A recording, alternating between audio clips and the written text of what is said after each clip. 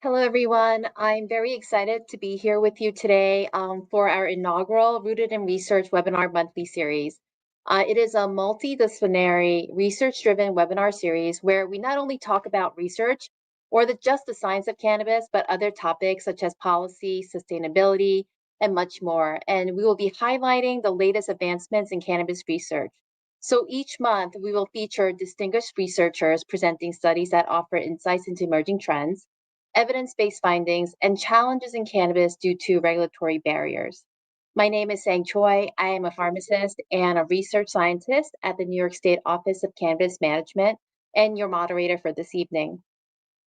So before we start today's program, I will read a brief disclaimer to ensure clarity on the content and scope of our discussion today. The views and opinions expressed in this live event are those of the speakers and do not necessarily reflect the views or positions of the New York State Office of Cannabis Management. The New York State Office of Cannabis Management makes no claims, promises, or guarantees about the accuracy, completeness, or adequacy of the contents and expressly disclaims liability of the opinions expressed. The appearance of these speakers is for the information and convenience of the public and does not constitute endorsement, recommendation, or favoring by the New York State Office of Cannabis Management. So please note, the replay of today's Rooted in Research will be available on our YouTube channel immediately following the presentation. Additionally, if you have any questions throughout the presentation, please put them in the chat. So I'm very excited today to welcome Dr. MacKillop, who is our first presenter for the series. He is a distinguished expert in cannabis and addiction research, and he will present on medical cannabis research, and his presentation will provide a high-level overview of opportunities and priorities for cannabis research in the era of legalization. Dr. James MacKillop holds the Peter Boris Chair in Addictions Research and a Canada Research Chair in Translational Addiction Research at McMaster University and St. Joseph's Healthcare Hamilton. There, Dr. MacKillop directs both the Peter Boris Center for Addictions Research and the DeGroote Center for Medicinal Cannabis Research. Dr. MacKillop is originally from New York, and he is trained as a clinical psychologist at Binghamton University and Brown University. Using a multidisciplinary approach, his research integrates psychology, economics, neuroscience, and genetics to gain unique insights into addiction and medical cannabis. Over the past 2 decades, Dr. MacKillop's lab has generated 3 books and more than 400 peer-reviewed publications, and his work has been recognized by awards from the Research Society on Alcoholism, the Society for Addiction Psychology, and the American Psychological Association. So with that, I'd like to turn it over to Dr. MacKillop to begin what I know will be an amazing and engaging presentation and discussion. Welcome, and thank you for joining us today, Dr. MacKillop. Thank you so much, Sang. It is my pleasure to be with you today. I'm so grateful for the invitation from the Office of Cannabis Management. Thank you, Sang. Thank you, Laura. Thank you, Keisha. As Sang alluded to, I am a New Yorker originally. I'm coming to you from Hamilton, Ontario, but I grew up in downstate New York and then lived in upstate New York for 9 years. So it's really a pleasure to be a part of this series. My goal today is to give kind of the 10,000-foot perspective on all the many research questions that can be asked when it comes to cannabis. This is an incredibly rich field, and from the most basic questions to the most applied questions, we have lots of gaps in knowledge that hopefully can be addressed. So just to start off, I do have some disclosures to be fully transparent. I do receive research funding from Canadian and American federal sources. I am a co-owner in a technology transfer startup company that doesn't have anything to do with cannabis. I will say that I don't have any relationship with any commercial cannabis companies, producers, device manufacturers, and I do direct a research center on medicinal cannabis research. And people often wonder if that is industry funded. All of the central operating costs come from a philanthropic gift. And so we very deliberately try to be arm's length from industry in order to be as objective as possible. We're not pro-industry, we're not anti-industry, but I don't have any intellectual or substantive financial disclosures. So what I'm going to tell you about today is my take on where we need to go in terms of the field and where the priorities are. I'm going to tell you a bit about our research center, the DeGroote Center for Medicinal Cannabis Research.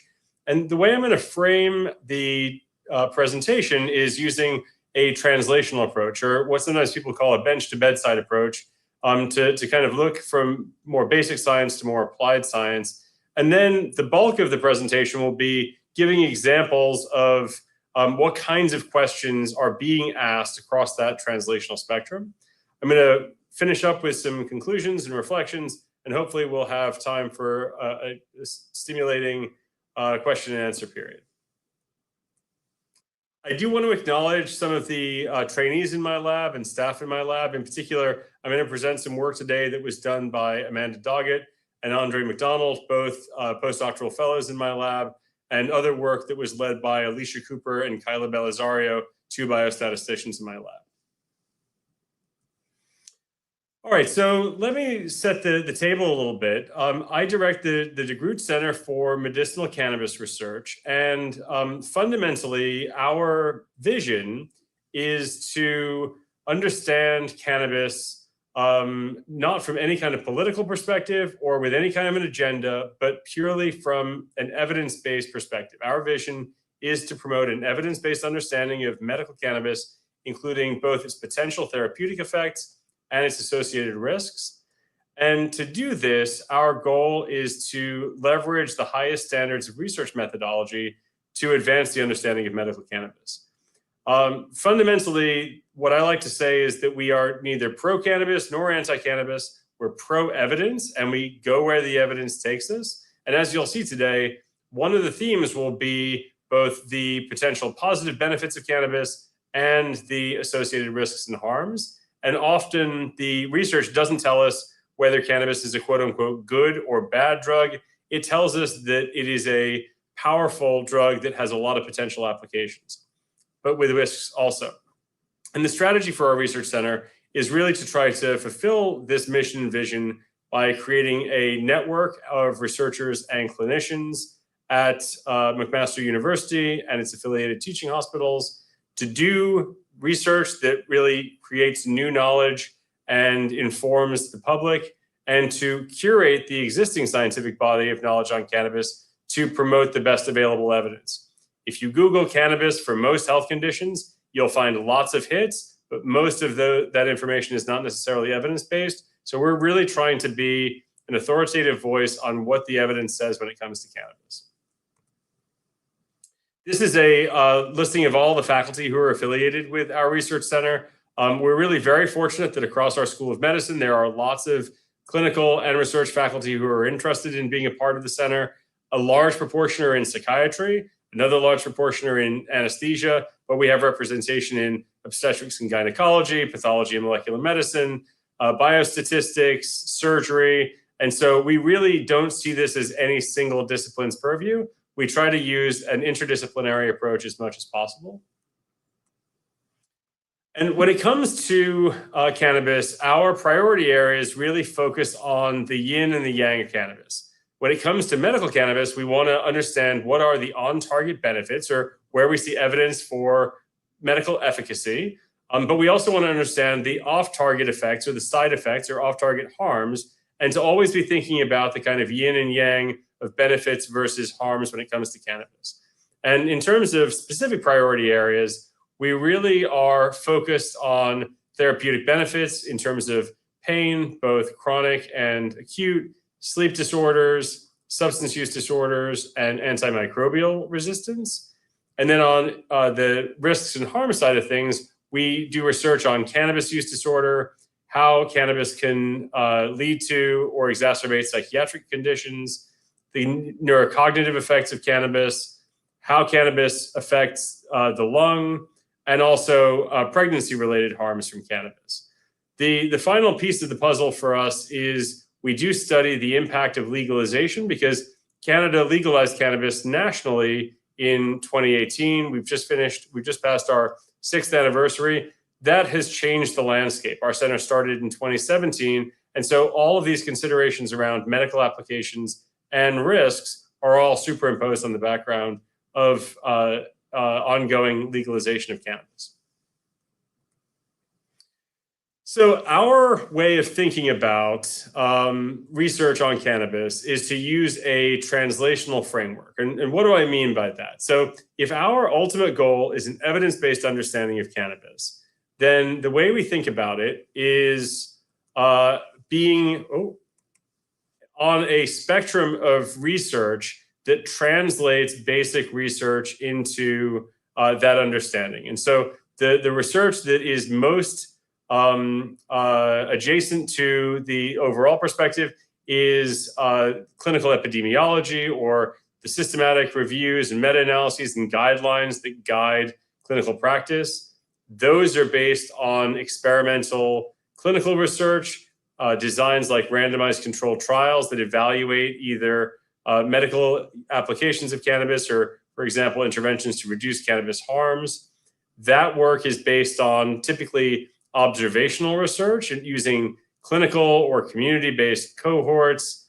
And then at a more basic level, that work is informed by more preclinical work using humans, like neuroimaging studies, neurocognition studies. And then at an even more basic level, there may be drug discovery or animal models that are used to understand fundamental aspects of the endocannabinoid system, cannabis the plant, or cannabis applications in vitro or other basic science methodologies.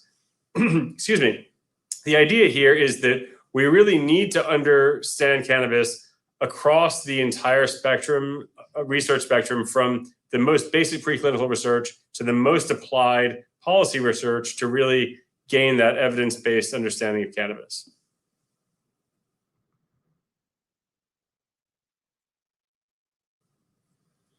Okay, so let's jump into some examples of what this looks like. And what we're basically going to do is walk along that spectrum and look at different examples as ways of understanding the kinds of questions that can be asked. And in some ways, the most fundamental research question is about the cannabis plant. It's the botany of the cannabis plant. So most people on this call may be aware that there are different varieties of cannabis: cannabis sativa, cannabis indica. There's a third subspecies, cannabis ruderalis, although that's typically only cultivated for agricultural purposes. The sativa strain has the long finger-like leaves, whereas the indica strain has the thicker, wider, squatter leaves. There's a whole lore about the different psychoactive effects between the two strains. That sativa strains are associated with more stimulating effects. Indica strains are associated with more sedative effects. The reality is lots of the products that are in the market now are hybrid strains or are so crossbred genomically that pure strains are typically not available. And the other reality is that there's very little actual evidence that the different strains per se are associated with different psychoactive effects. The psychoactive effects are driven by the different chemical constituents that can vary a lot within and between strains and are very much driven by THC. I include this comment from a review paper that even though there are biochemically distinct strains of cannabis, the sativa indica distinction is commonly applied, is described as more or less nonsense and an exercise in futility. So fundamentally, though, we do want to understand the nature of this plant. And as many of you may be aware, the cannabis plant is an incredibly prolific phyto system in which there are many different chemicals. So the two that are best known are obviously THC and CBD, but other commonly studied cannabinoids include cannabinol, cannabigerol, cannabichromine. That just is the tip of the iceberg in terms of the terpenes or the compounds that are volatile and give cannabis its very evocative smell: myrcene, terpineol, borneol. And overall, we have sometimes described there being more than 500 constituents and more than 100 cannabinoids in the cannabis plant, cannabinoids being the active ingredients that will affect the human endocannabinoid system. Believe it or not, this is actually just the tip of the iceberg. there is a large research program simply studying what constituents are in cannabis. This has led to a cannabis database that can be used to search for different compounds and can be found at cannabisdatabase.ca. This was funded and continues to be funded by the Canadian government. Just to put this in perspective, we used to think that cannabis was remarkable for having more than 500 constituents. This database now comprises more than 6,200 different compounds that can be searched in terms of analgesics, anxiolytics, immunosuppressants, neuroprotective agents. And so really there's an entire scope of literature simply understanding what is the composition of the cannabis plant and how can it be applied in a variety of different ways. The other thing that has become an area of focus is understanding how to create these constituents in the lab so that they're available in pure forms and in large volumes. So one of the faculty members affiliated with our research institute is Dr. Jake Magdalene, who is an organic chemist, and he's actually developed a novel technique in his lab for synthesizing cannabinoids and in very large volumes at very low costs, and has now received patents from the US, Canada, and in Europe for this process in order to create essentially the same products that are found in plants for widespread study in humans. I will say also that Dr. Magdalene is a fantastic public speaker and has one of the most accessible introductions to the chemistry of cannabis that you'll find on YouTube. I put the link there and I'll drop it in the chat too. I feel like in 5 minutes, I learned more about cannabis chemistry than I learned throughout my undergraduate career.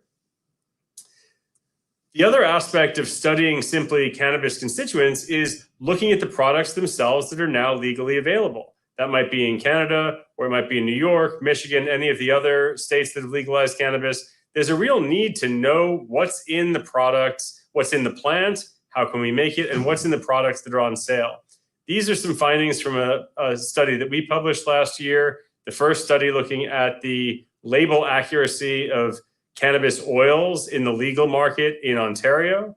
And what we found, even though we do have a legal regulated market, was that unfortunately, 40% of the products that we studied were actually outside of the variability limits for THC. Now, all of the products actually had lower levels of THC rather than higher levels of THC, suggesting that there wasn't significant risk.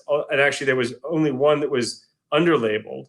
But we did see that fundamentally the labels did not map onto what was in the products. And this converges with a number of studies in the US showing that, unfortunately, this is not an uncommon issue, and that there's a real need to, in legal markets, to continuously monitor the products to make sure that they are labeled accurately and are thus safe for consumers.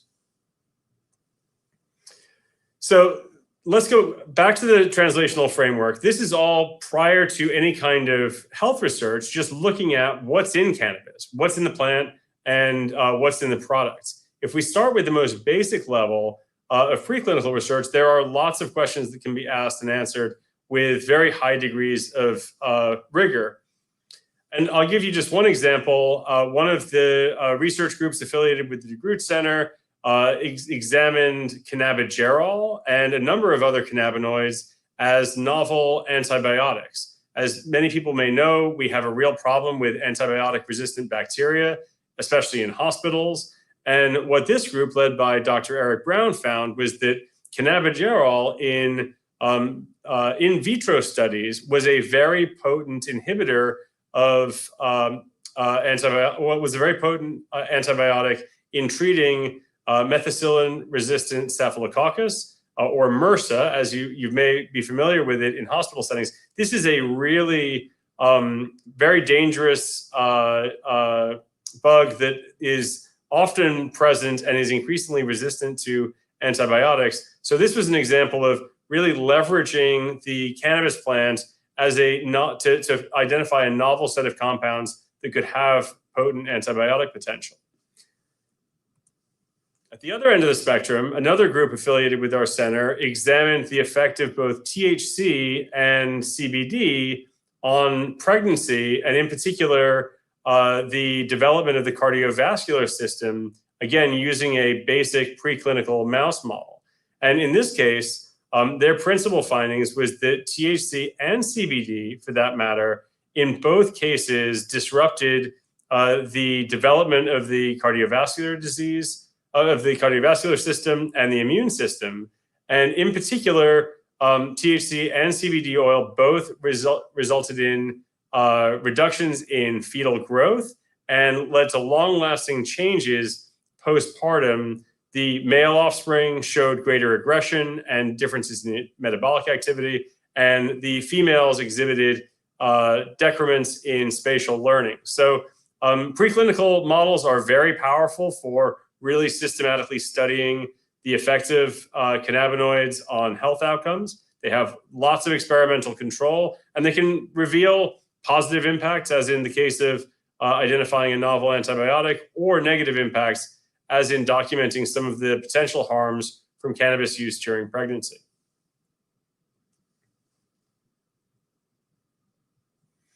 Coming back to our framework, that's the most those are examples of the most basic preclinical research. What if we think about the human preclinical research? That is more basic investigations on aspects of, for example, cannabis impacts on cognitive performance.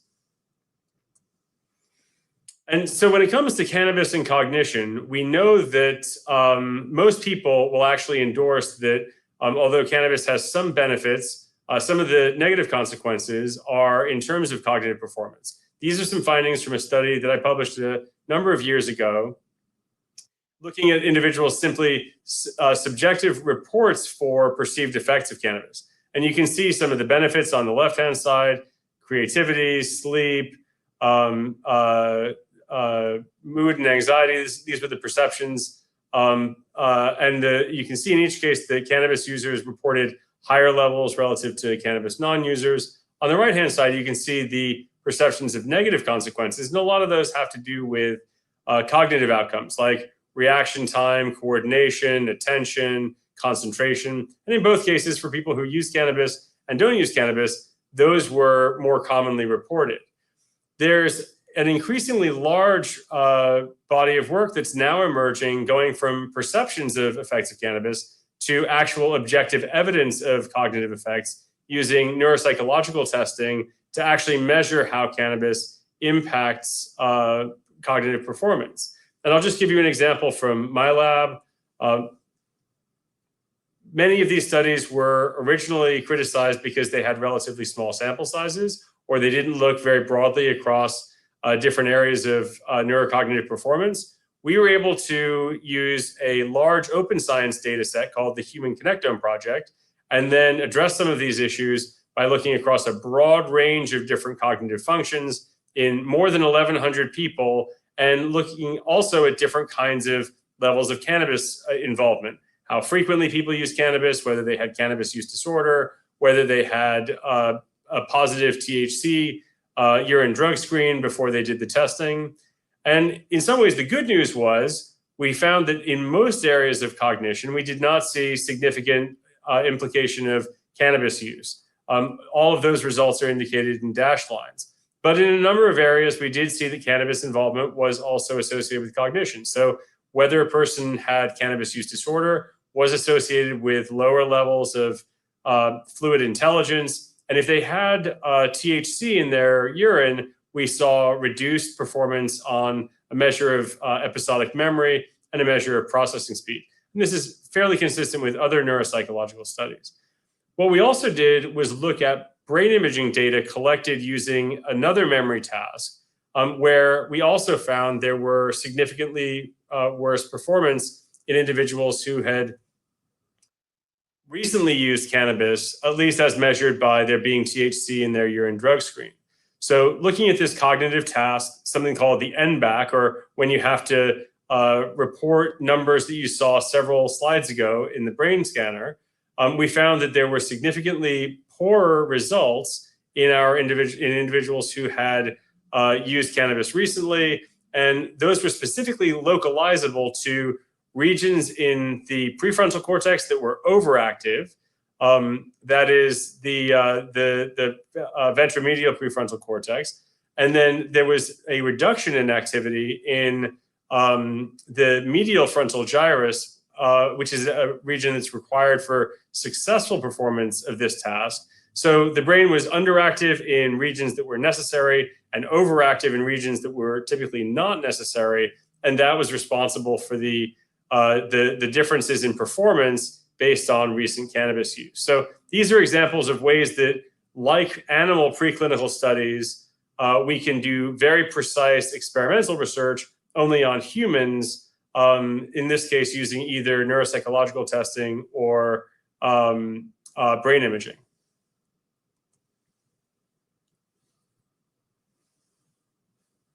Okay, let's come back to our framework. So what if we go one layer higher? Now let's look at questions that are perhaps more applied. They don't use experimental methods, but they study humans over time using clinical or community cohort studies. And what I'm going to tell you about are a number of findings, because this is a very broad area of the field. But this is one of the studies we did looking at how individuals changed in terms of their cannabis use over the course of legalization. This is a study we did on about 700 high-risk young adults, all of whom were binge drinking on a regular basis, and many of whom were actively using cannabis. And this group of about 700 entered the study in 2017 and 2018. And we were then able to aggregate their data across 7 follow-up waves, all the way to right before the pandemic hit, so we could cover the space from pre-legalization to the transition to legalization, and then into the post-legalization period. And in a lot of ways, we thought this group would be kind of a canary in the coal mine, because these high-risk individuals would be expected to show the most pronounced response to legalization. And what you can see is actually, to our moderate surprise, overall, we saw a reduction. These are actually significant reductions over time, albeit quite small, but we did not see a substantial spike in cannabis use over the course of transition to legalization. And so we dug a bit more deeply, and we then said, well, what if we look at the people based on how much cannabis they were using before legalization? And so we divided the group into whether they were using frequently, that is daily, all the way down to never in their life. And we thought that maybe the frequent users would be the people who showed the biggest spike in response to legalization. But actually what we found again was that there was a significant reduction over time in our heaviest group, the frequent users. And the most change was actually the no use prior to legalization, who showed small increases in occasional use following legalization. So this cohort study really speaks to, in this group of high-risk young adults, should we be worried about the impacts of legalization? And these data were not highly supportive of that. We also looked at cannabis problems in this group. And this shows a very similar pattern. If we look at negative consequences from cannabis prior to legalization, we see actually over time, the changes all consistently go down. And again, when we parsed the data by how frequently people were using cannabis, what we found again was that actually the heaviest or the individuals who had the most negative cannabis consequences prior to legalization actually showed the steepest decreases over time. And the non-users did show a small increase, but a very mild level, less than a third of 1 point in terms of negative consequences from cannabis. So this is a way to sort of look at the real world changes over time to get insights into the impact of policy changes like legalization. The one thing I would add to this story is that after we published these findings, we identified another data set in the US that actually was in a catchment area, Memphis, Tennessee, where no changes happened, but where the same data could be ascertained. And so we compared our Canadian data to the Memphis data in what's called a differences in differences design to see if there was any reason to think that the policy might have changed things. And although in general, the findings hold, what we did find was that the Memphis young adults did show a steeper decline in cannabis frequency and cannabis consequences over that same time period of the 20s. So it did seem like one possible consequence of legalization was to kind of make that reduction in use more shallow over time in the Ontario population. The other area we've been doing lots of work is cannabis and lung health. The reality is most people, the large majority, typically more than 80%, still consume cannabis by inhaling dried flower or bud cannabis. And so what we know is that even though this has not historically been studied nearly as extensively as, for example, tobacco and lung health, there's an increasing number of medical conditions that are implicated with cannabis. So these are some of the areas in red that have been shown in this recent systematic review of cannabis and lung health. And we do see consistent implication of cannabis with bronchial respiratory symptoms, reducing asthma control, in some cases being associated with collapsed lung or pneumothorax. And there is increasing evidence that cannabis is also implicated with lung cancer. So even though it does not appear to be associated with COPD or interstitial lung disease or some of the other domains, and certainly doesn't seem to be as harmful as tobacco smoke, or at least is not consumed as voluminously as tobacco smoke, we do see that there's increasing correlational evidence that cannabis is implicated in lung health. And indeed, we've now, as a result, created a lung laboratory at our research center in which we can routinely now assess lung function in recreational and medical cannabis users, looking at indicators like spirometry, which measures lung volume, oscillometry, which measures lung obstruction, fractional expired nitric oxide, which measures lung inflammation, and then expired carbon monoxide, which measures basically how much lung burden in terms of carbon monoxide is present. The last plug I'm going to make for observational data is that there are other forms of data that are readily available to measure some of these changes over time. We can't go back in time and start measuring behavior before legalization happened, but often what we can do is measure how the process unfolds in real world outcomes like sales data. So these are some data looking at the national retail sales of cannabis starting from legalization in November 2018, when the first month of cannabis sales started at $50 million in cannabis. And in this study, we were trying to model how those sales changed prior to and following the onset of the COVID-19 pandemic. We were able to document the stockpiling that happened in March 2020.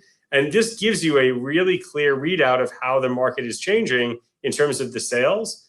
You can see there's a gradually escalating sales month after month. By the time we stopped analyzing these data in June 2021, the national sales were more than $300 million per month. And that has now gone up to approaching $500 million in sales monthly for legal cannabis. And we were able to compare this to alcohol sales. Alcohol sales, you can see, are completely flat, other than you can see the pandemic effect is really clear, where we see very robust evidence of stockpiling in March of 2020, where we see a 16% increase.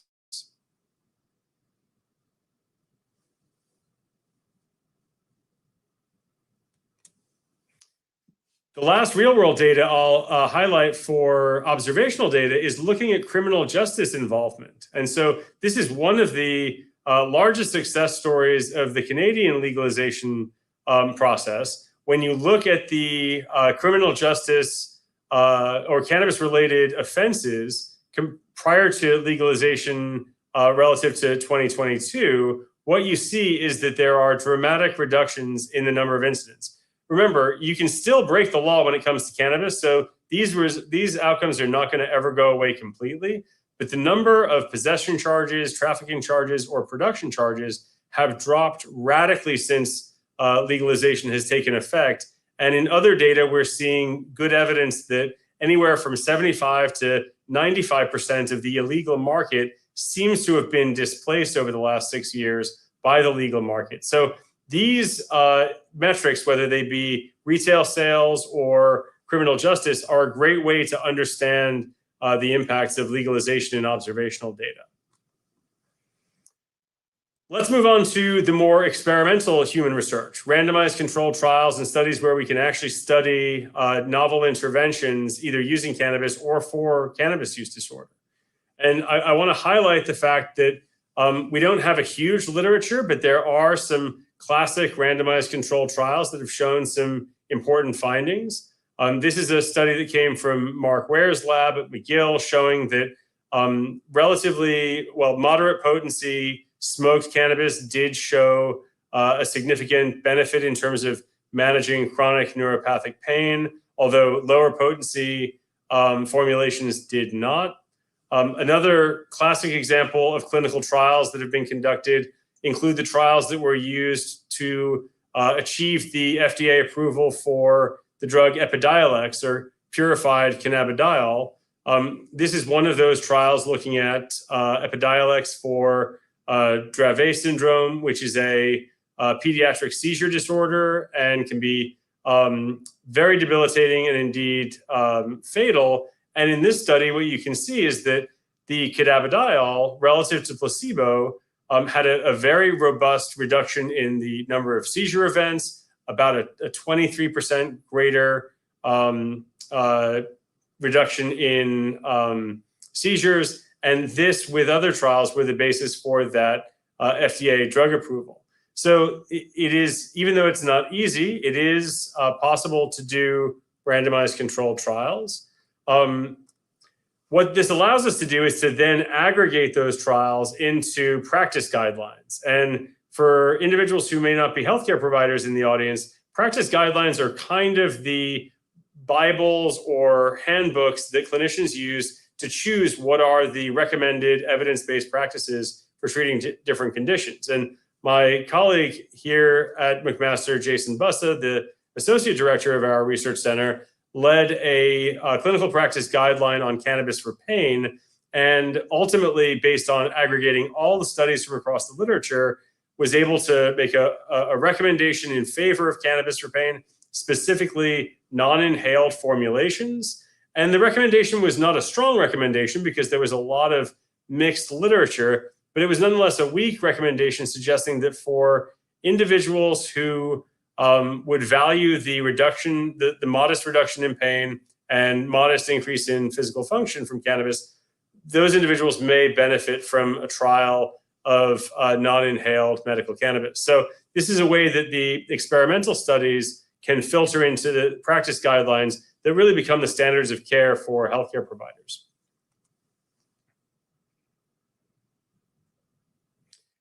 One of the realities in Canada, and maybe this will not be the case in New York State and elsewhere, is that it has been very hard to run clinical trials. There are a lot of burdens. It got to the point that actually we created an open letter to Health Canada asking them to revisit the regulations that govern cannabis clinical trials, because it was really posing a very high burden.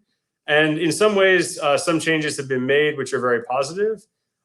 We have now created the Canadian Medical Cannabis Clinical Trials Network, which is a national network designed to centralize the distribution of cannabis in clinical trials and to develop standard operating procedures to really try to get the evidence that we need in order to promote evidence-based use of medical cannabis. The reality is many people use cannabis for medical purposes, but only probably a minority are using cannabis for conditions that actually have a robust evidence base. And there's a really high need for more trials to improve the existing evidence base.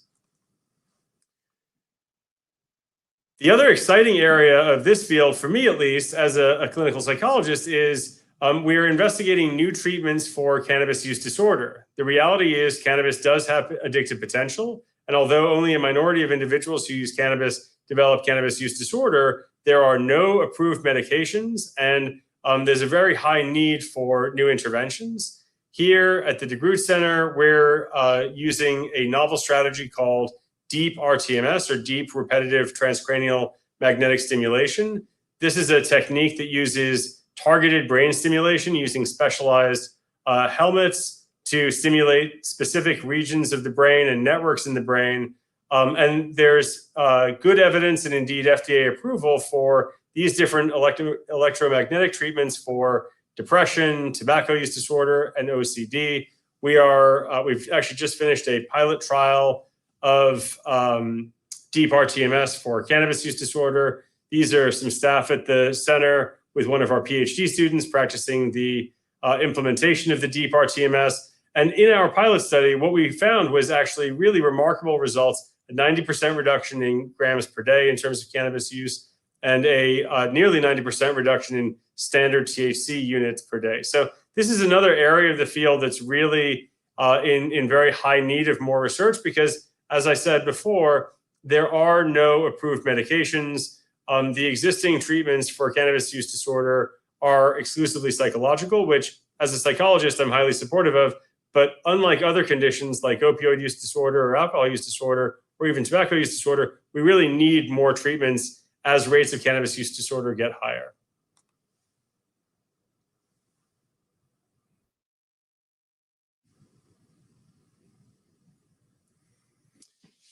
The last thing I want to emphasize today is that in addition to doing research, it's really important to translate these findings into the real world and to make them accessible to the general public. And so one of the priorities we have at the DeGroote Center is what's called knowledge translation, which is really trying to partner the researchers with our KT lead in order to get the best available evidence out there to the general public and clinicians and patients. And to give you a couple of examples of this, we have a series called Bud Talks, which is led by our KT lead, Dr. Iris Bolotis. And Bud Talks provides evidence-based information in easy-to-read brochures that provide answers to the most common questions when it comes to cannabis benefits and harms. We have one brochure called Canoa, or Cannabis in Older Adults. It's really about questions that seniors might have about using cannabis. Although seniors use cannabis at the lowest rates in terms of overall prevalence, the rate of increase has actually been the highest in the population recently. And what we know is that a lot of seniors are considering cannabis to address medical issues or to potentially require fewer other medications. And although that may very well be beneficial, there are also certain specific risks that come along with cannabis use in seniors. So our Canoa KT brochure really tries to address those issues. And then the second focus has been on cannabis use disorder. Unfortunately, there still is a myth that cannabis is non-addictive and that people can't develop an addiction to cannabis or cannabis use disorder. So our Bud Talks brochure on cannabis use disorder explains exactly what the condition is, what it looks like, and makes recommendations for people who might be concerned.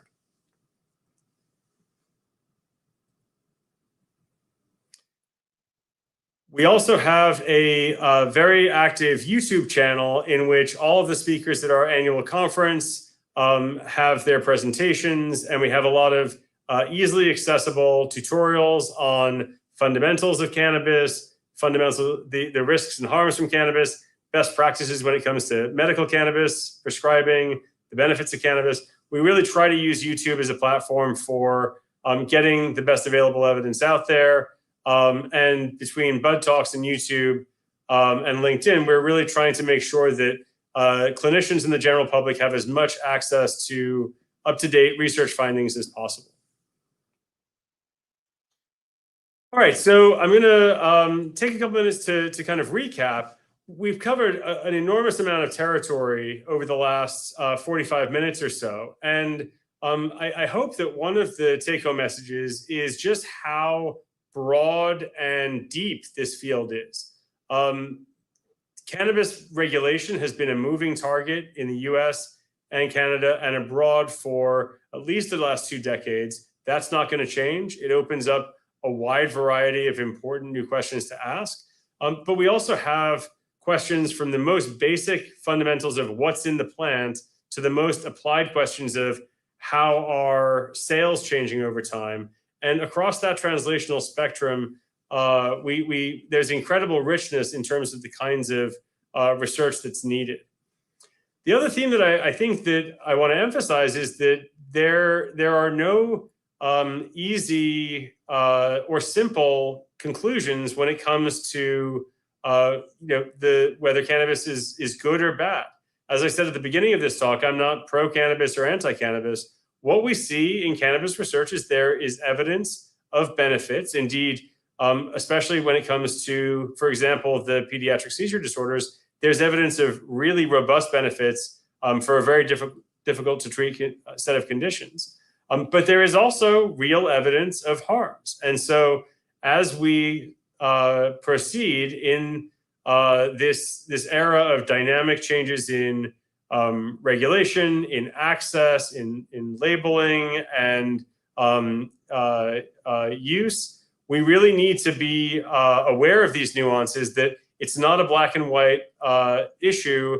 And really, to me, the only path forward is to continue to conduct research, try to generate the best available evidence, and use that to inform public policy and clinical interventions. And so with that, I'm going to stop there. Thank you for your time. I hope we have ample time for questions. And again, thank you to the Office of Cannabis Management for inviting me to be your speaker today. Well, thank you, Dr. MacKillop. That was such an engaging presentation, and I would say this is a great start to our Rooted in Research webinar series. So we thank you so much, and we appreciate you sharing your expertise and insights today. So I think at this time, we'll take some questions from audience members. Okay. So I think you can see that, but let's just read that out loud. I see abnormal CBG in the synthesis pathway. Is that cannabigerolic acid, CBGA? Is abnormal the more accurate term to use over acidic?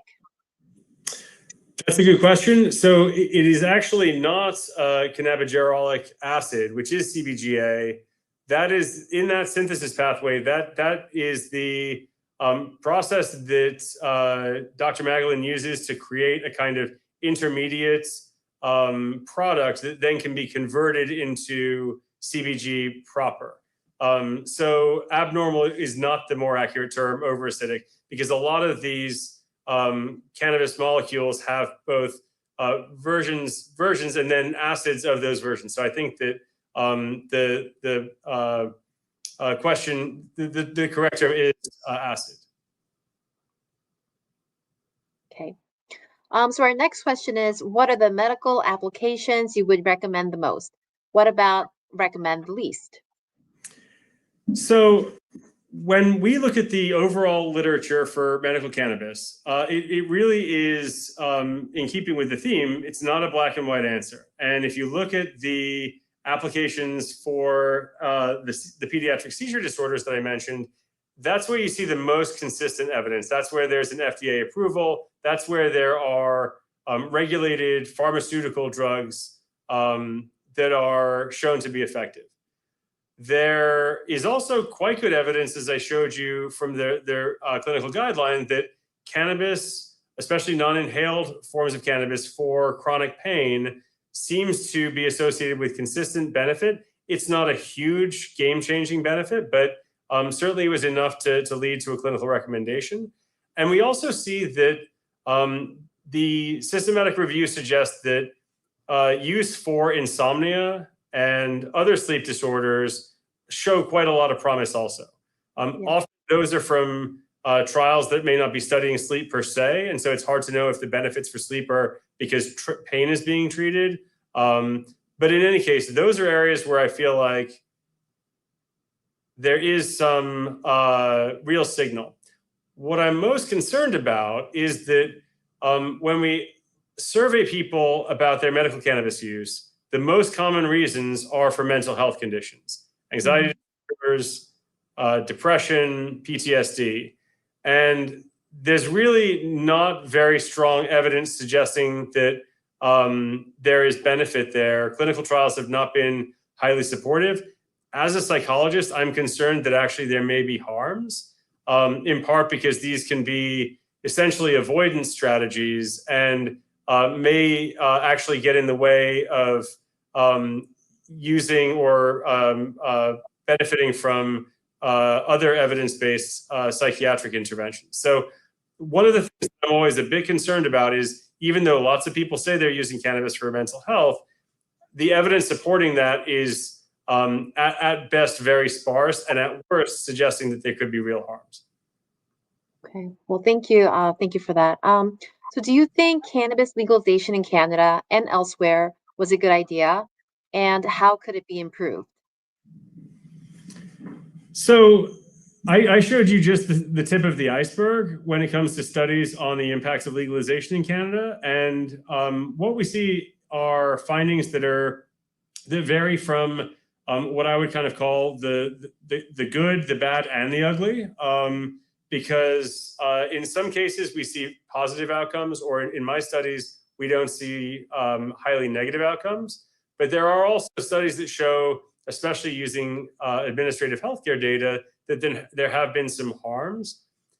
Nonetheless, on balance, I remain generally favorable towards legalization of cannabis. I think that it's the reality is most people seem to be using cannabis in a responsible way and do not experience significant harms, whether it be cannabis use disorder or other negative outcomes.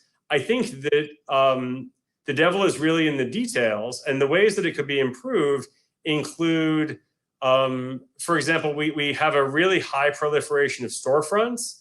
I think ultimately can serve almost as a form of advertising, which is troubling to me. I have young kids.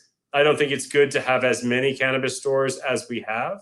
I think that the label accuracy findings suggest that we could be doing better. We could be testing products more routinely. We could be ensuring that the manufacturing standards are being rigorously followed. So when I think about all the benefits and harms of cannabis together, I do think that on balance, treating it as a legal, regulated drug, more like alcohol and tobacco, is a net benefit. But I also think that there are ways we could really substantively improve its implementation and reduce harms more. And I suspect that a lot of jurisdictions could similarly use a public health strategy to improve their implementations. Yeah, I agree. So what would you recommend to someone who is struggling with cannabis use disorder? So it's a challenging thing. I think that one of the things I didn't talk about in terms of findings is the way cannabis has changed over the last few decades and how much more potent it's become. And with that higher potency, we now see much higher or much more severe cannabis use disorder and much more severe physiological dependence.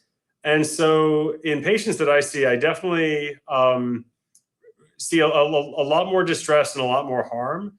I would absolutely recommend individuals reach out to healthcare providers, whether it be substance use disorder programs in their areas, or if they would prefer more informal resources, use Cannabis Anonymous or Narcotics Anonymous, other mutual support organizations.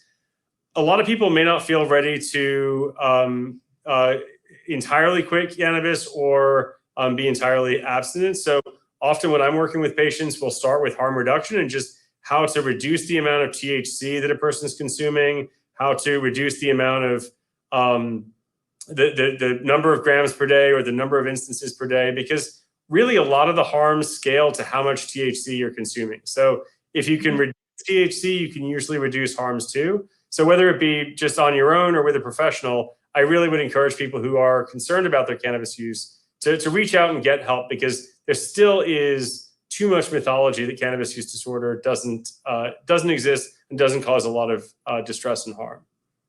Right. Okay, and I think we have time for one more question. So where are the biggest gaps in research? Well, as a researcher, I feel like we need to do more research on everything. So obviously, I think that there are so many important areas. If I were to name one thing, it is that we need more clinical trials testing cannabis as a medicine, because the accepted medical cannabis understanding is not nuanced enough, and we need more data that tells us, is it helpful, and if so, what formulation, what dosing, what are the essential details for people to use it as a medicine, not as a kind of not informally or from the recreational market. So I think we really need more randomized control trials of medical cannabis. Yeah, yeah. Well, Dr. MacKillop, this has been such an informative presentation, and we thank you so much for that. So, and you were our first speaker, and I think it's off to a good, really, really good start. So thank you so much for today. So we would like to conclude our webinar with some, we have some information here for you. So we'd like to remind you that replay of today's session will be available on our YouTube immediately following the presentation. And there should be a link going up in the chat. Okay, so it's all there. And we also encourage you to sign up for our newsletter so you can stay connected to all the events. And you can also visit cannabis.ny.gov/research, which is on the banner there, for more information about the Cannabis Research License. And we will also, there is a post-webinar survey. We'd love your feedback. It just really helps us to improve our webinars and provide better content in the future. And if you or anyone is interested in being one of our featured guests for our Rooted in Research series, please complete the link to the form in the chat. And on April 23rd, we will have our NY Cannabis Grand Rounds at 420. Dr. Adam Abodili will be presenting on medical cannabis and inflammatory bowel disease, establishing its role in modern medicine. And we will update you when we have more information. So stay tuned for our next Rooted in Research webinar. So thank you so much, everyone, for joining us today. Thank you, Dr. MacKillop, and have a wonderful day. Thank you so much. Thank you.